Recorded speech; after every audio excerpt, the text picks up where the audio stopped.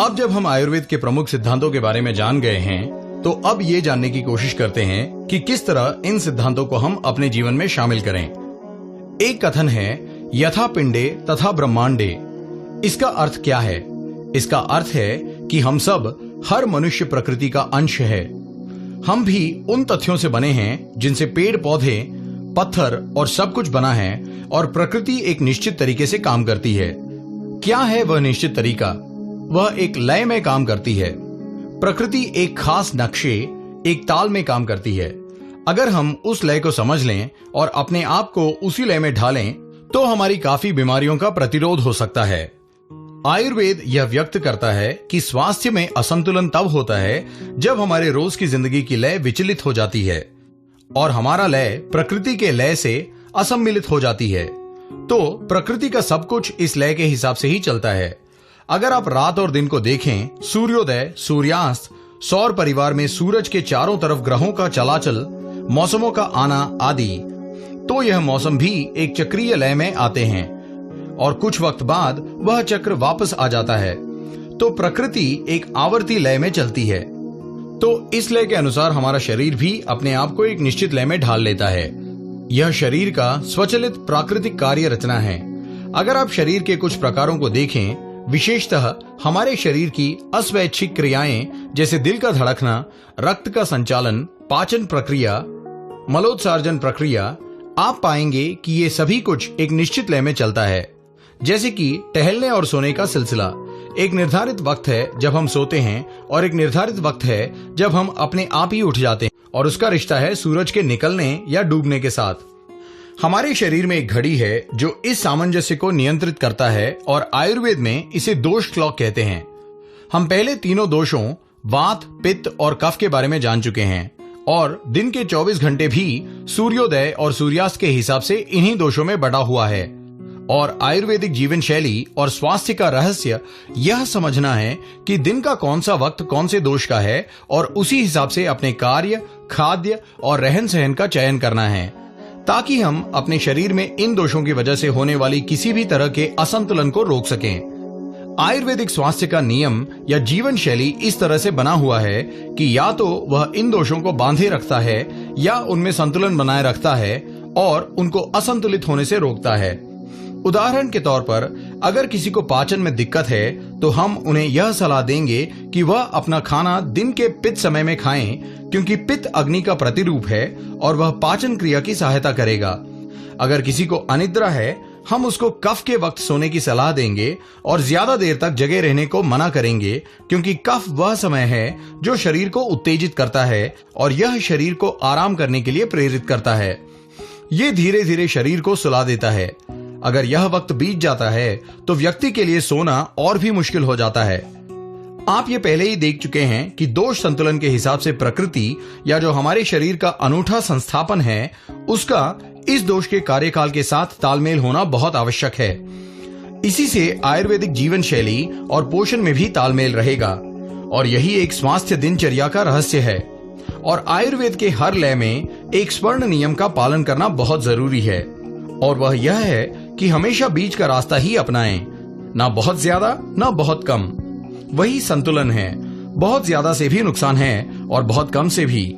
जैसे कि अगर कोई बहुत ज्यादा सोता है तो वह आलसी बन जाएगा, और यदि कोई बहुत कम सोता है तो वह पागल हो जाएगा। तो ऐसे ही आयुर्वेदिक तरीके से एक स्वस्थ नियम बनाया जा सकता है। अब आप इन नियमों के बारे में थोड़ा और जानेंगे जब हम अपने दूसरे विषय की ओर बढ़ेंगे, जो इन नियमों के बारे में और विस्तार से बताता है। 3 मौलिक स्तंभों पे आधारित हैं हमारे नियम। इनको स्तंभा या इत्र या उपस्तंभा कहते हैं। यह स्तंभ हैं पोषण, निद्रा, और तीसरा है ब्रह्मचर्य। पहला स्तंभ है खाद्य, जिसके बारे में हम आगे और विस्तार से जानेंगे। तो अब मैं बाकी स्तंभों के बारे में बात करूंगा, जो है निद्रा और ब्रह्मचर्य। जब हम निद्रा के बारे में बात करते हैं तो सोने का सबसे उत्तम समय कौन सा है?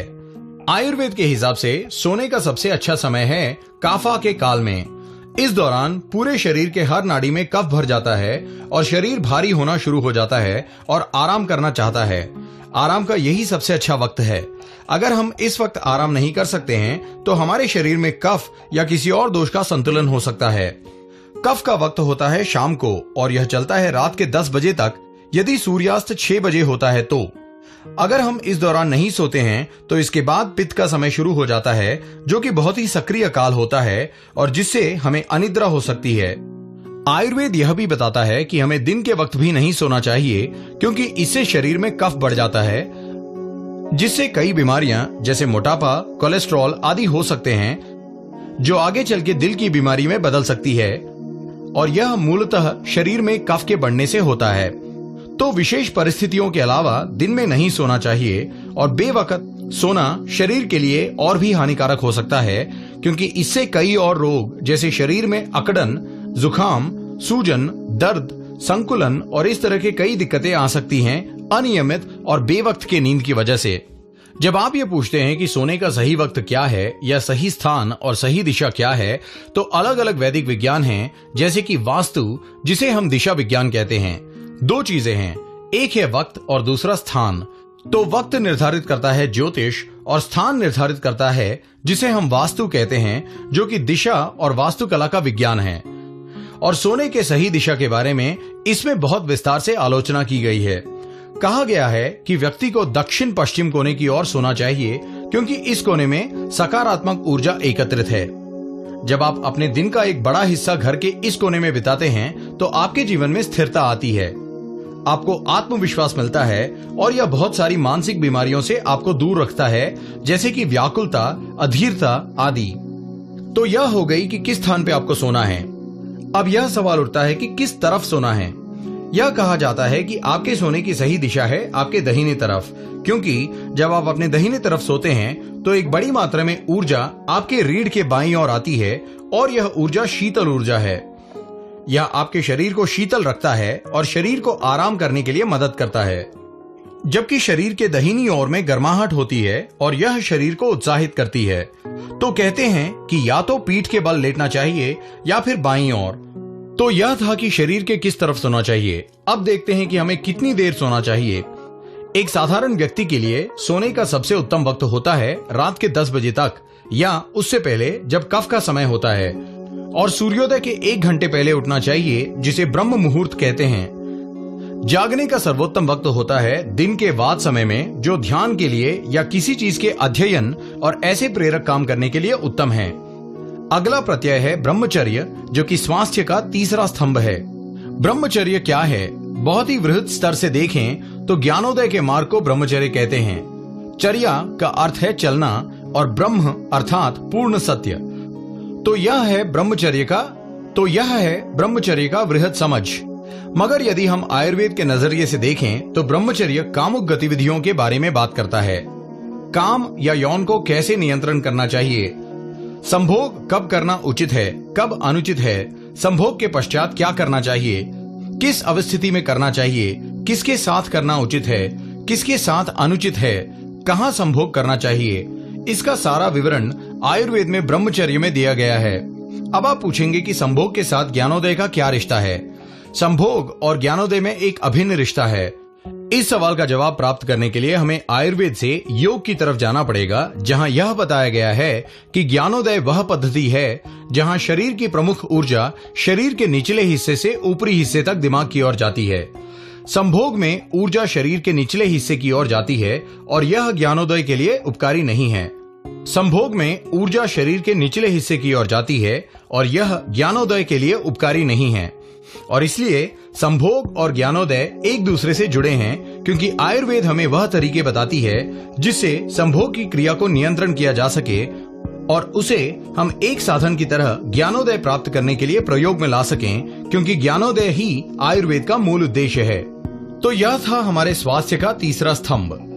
आयुर्वेद हमें यह भी बताता है कि हम जो खाना खाते हैं वह कई परिवर्तनों से गुजरता है और अंत में एक प्रजनन द्रव में बदल जाता है, जिसे ओजस कहते हैं, जो शरीर की जीवन क्षमता है, और संभोग से जो प्रजनन द्रव स्रावित होता है उससे इस जीवन क्षमता का क्षय होता है।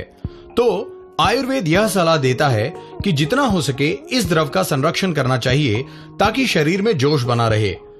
और जैसे कि मैंने बताया, आयुर्वेद संभोग के अलग अलग अवस्थितियों का विवरण देता है। वैसे ही वैदिक साहित्य के अन्य पाठ्य पुस्तक भी हैं जिससे संभोग के अलग अलग अवस्थितियों के प्रभावों के बारे में, अलग अलग तरह के संभोग के बारे में, अलग अलग लोगों के साथ संभोग आदि का विवरण मिलता है।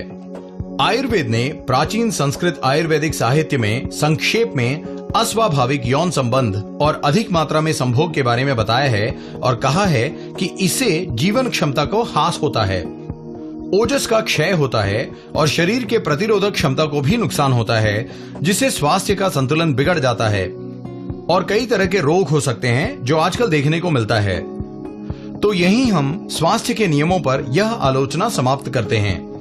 हम इन नियमों को और विस्तार में अगले भाग में समझेंगे, जैसे दिनचर्या और मौसमी नियम क्या होते हैं। धन्यवाद।